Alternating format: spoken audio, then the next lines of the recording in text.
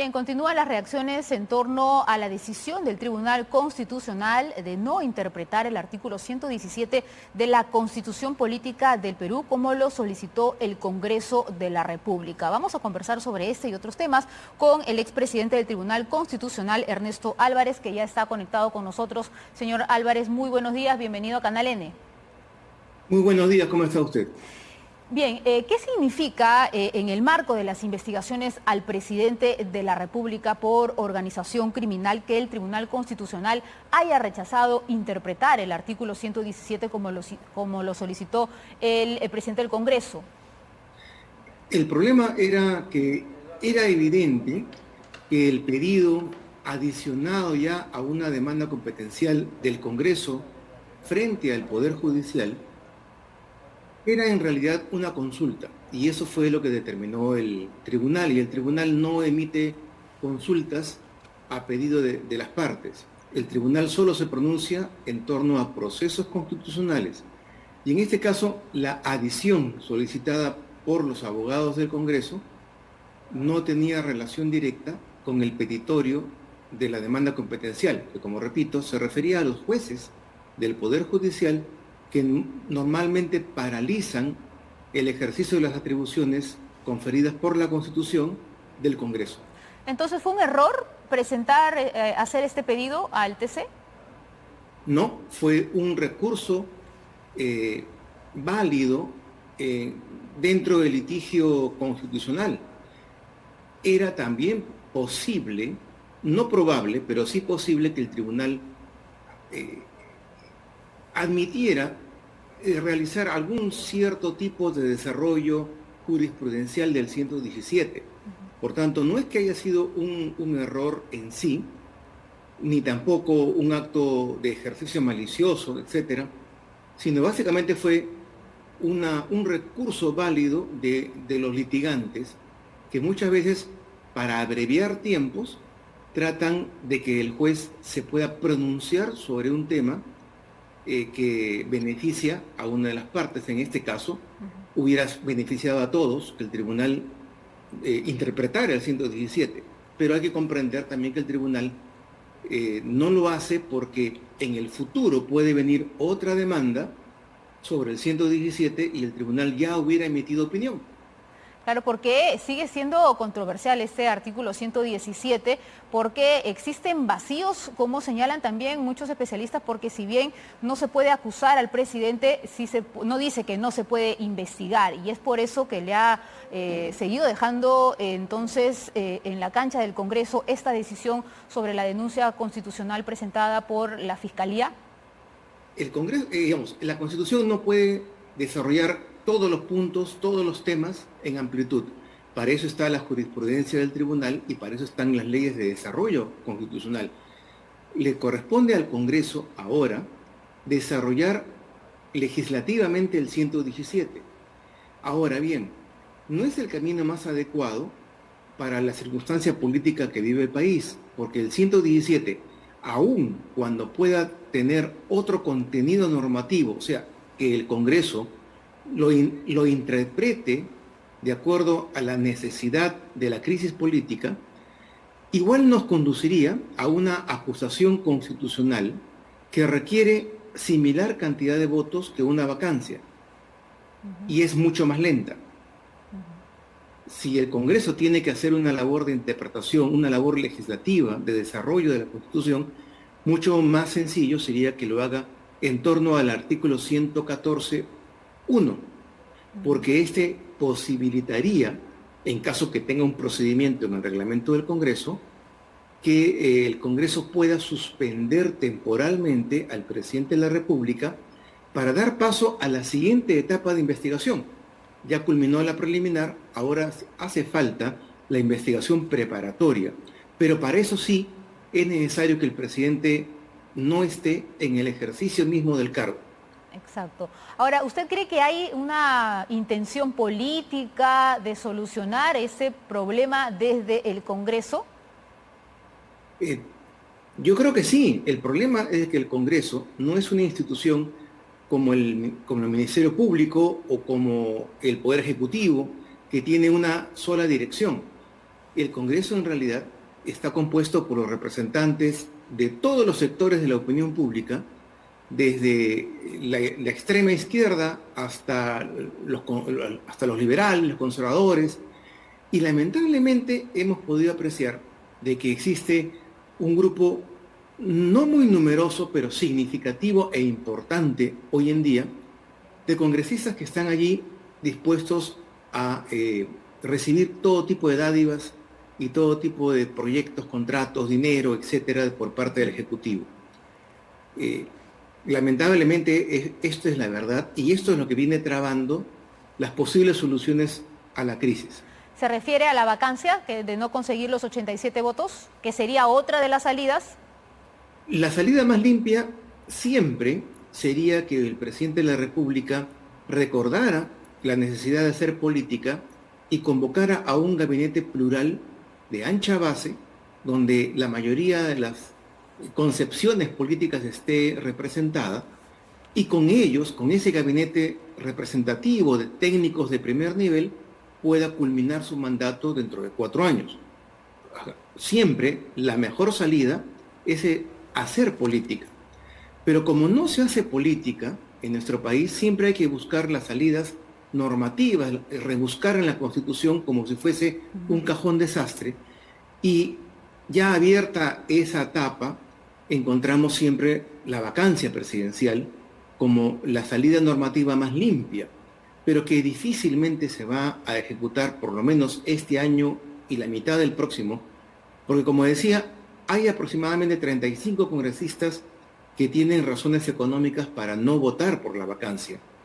Por tanto, por más que algunos anuncien que ahora sí van a votar por la vacancia, o por más que algunos anuncien de que tienen otra solución mágica y propongan las más difíciles, justamente para bloquear, para entorpecer el proceso de la salida a la crisis, no vamos a poder solucionar. La única más cercana es la del 114. Que es la suspensión, como usted señala. Que es la suspensión temporal por incapacidad moral temporal.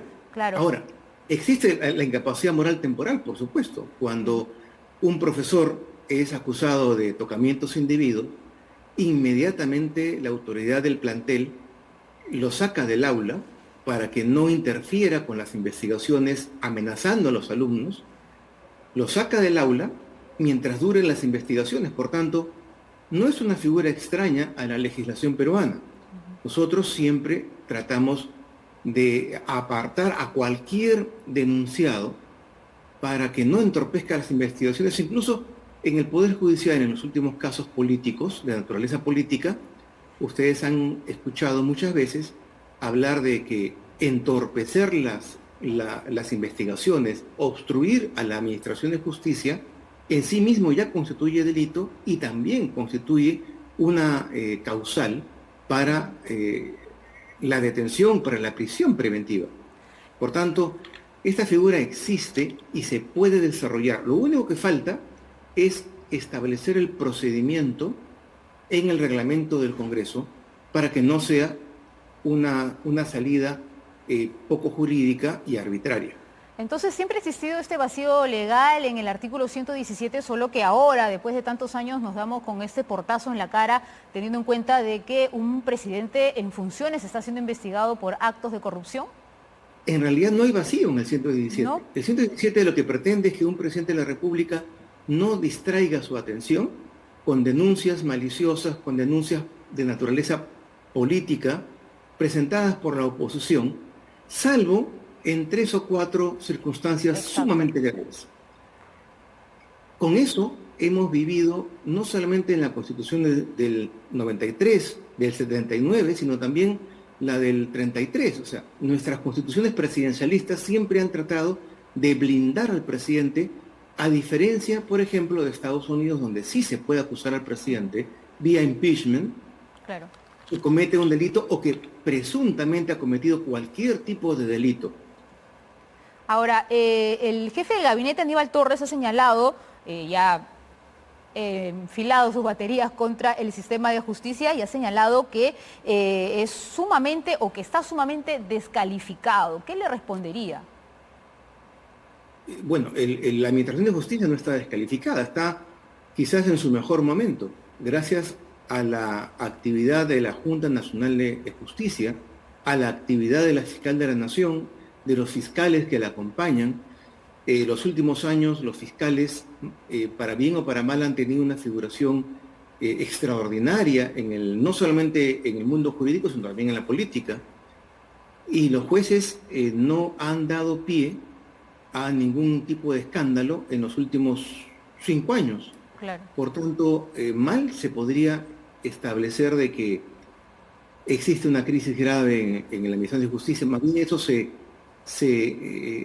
dirige básicamente a descalificar, así como se ha hecho al Congreso, descalificar ahora a los órganos de Administración de Justicia, porque en el fondo el problema no está en la Administración de Justicia ni está en el Congreso.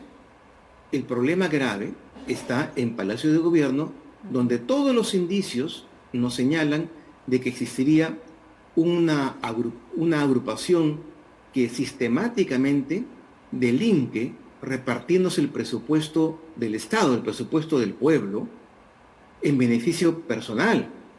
Y ahí hay que establecer si el presidente de la República es un rehén de sus amigos y familiares o es que realmente ha llegado al poder para delinquir y dirigir esa organización criminal. Y hablando de la Junta Nacional de Justicia, ha pedido la destitución de Elvia Barrios del Poder Judicial. ¿Y qué le parece toda esta situación? ¿Ella debería ser removida de ese cargo? Dependerá de la Junta Nacional de Justicia, que es el órgano pertinente. Lo que ha sucedido hasta la fecha es un informe del ponente.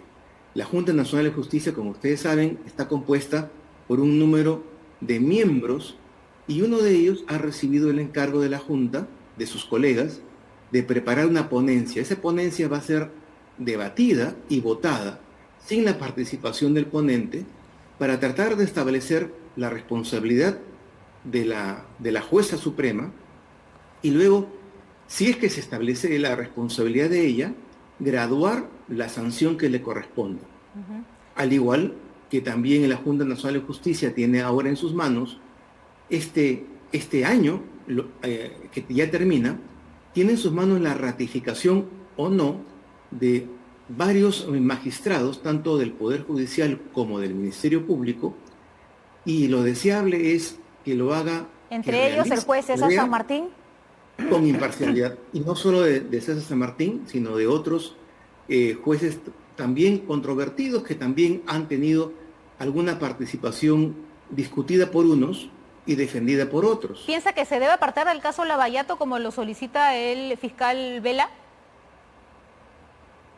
Eso corresponde básicamente a su conciencia, porque los jueces supremos, al igual que cualquier juez, debe apartarse cuando considera, debe inhibirse de conocer un proceso, cuando considera de que de alguna manera sus actuaciones anteriores han interferido con los temas que se van a decidir en la fecha.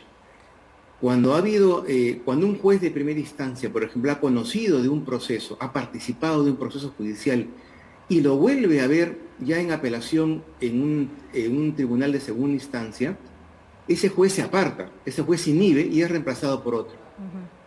Bueno. Por tanto, yo creo que para evitar sospechas sería lo más natural, lo más sano. Y ambos casos se verán este 2 de noviembre, así que vamos a estar atentos a lo que sucede a esta fecha. Muchísimas gracias, señor Álvarez, por esta comunicación con Canal N. Que tenga buen día. De igual manera, buen día. Conversábamos con Ernesto Álvarez, expresidente del Tribunal Constitucional. Y ahora seguimos con más aquí en Canal